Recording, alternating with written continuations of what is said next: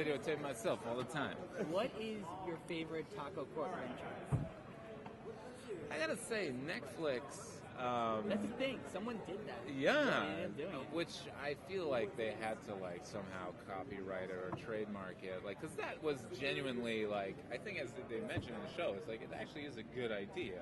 Like I never wear ties, but I'll like buy a couple of ties every couple of years, and every time I go back to wear the tie, it's like out of style, like it's not like and I'm like, yeah, I would totally subscribe to Netflix.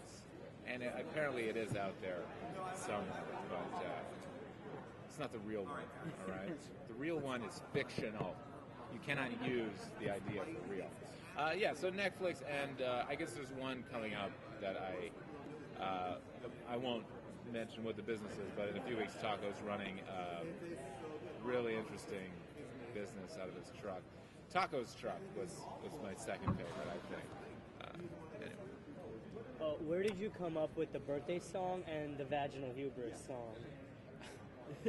Well, the songs actually, most of them are written for a specific thing to show. Like Jeff and Jackie, who created and run and write and direct the show, they'll come to me with like an idea like vaginal hubris and be like, oh, we'd love this to be like a rap song or something like that, and I'll go home and I'll come up with a beat, I'll record a first version, and then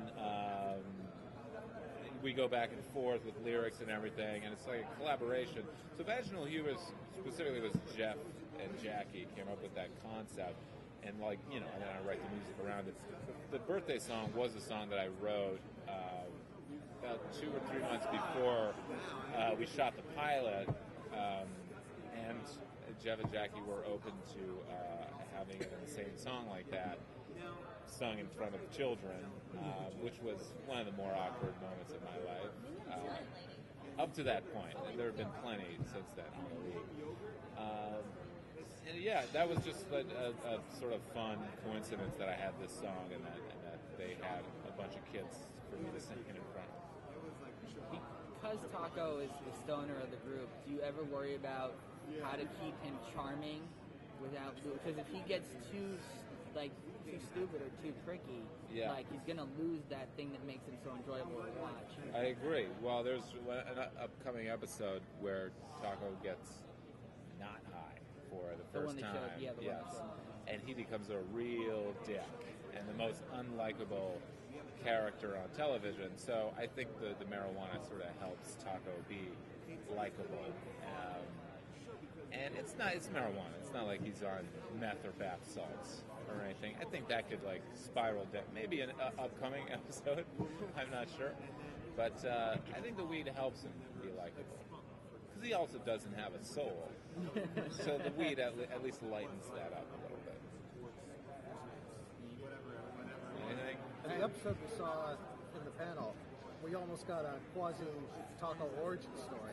How much of that stuff is played out in advance, or is it all the time, or is it something we come up on more of a episode-by-episode basis? I think per episode, they come to us with all the main storylines, the way it's really plotted out, scripted out.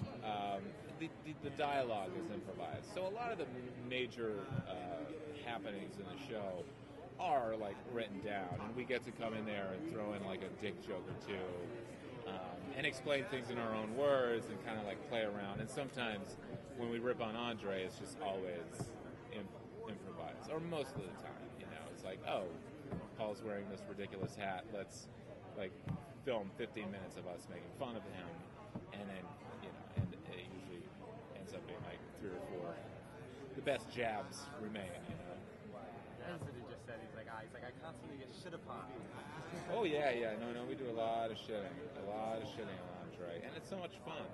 I think it's fun to watch, so, and he literally gets shit on in a couple episodes. That's what he actually said. He's he went from emotionally to literally.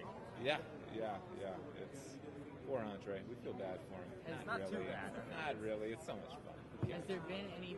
What's it like? Do you have to translate some of your dialogue, in particular, into Taco speak sometimes? Because he has crazy ways he defines and says things. Like, Yes. Has that been difficult for you? Or just kind of comes naturally? I'm Canadian, so I have a weird way of speaking. I have like I'm French Canadian. I grew up like speaking French, so sometimes my wording is really awkward, which I think helps the character sometimes. Where I'll say things and people are like. One example of that is we're shooting a scene and where I found out that Americans say badminton, like for the sport with the shuttlecock, but like I grew up saying badminton, and like everyone thought that I was joking. They're like, "Haha, that's hilarious! What a hilarious thing to like." As a character trait, your character calls it badminton. I'm like, no, that's just how I say it. You know, but a lot of that stuff is scripted as well. You know, and I think a lot of the insanity and the fun, like one-liners, those are like fun things that we're playing around with on set that just kind of come out. So. Guys, thank you so much. All right, Thank you very guys. much. Really appreciate it.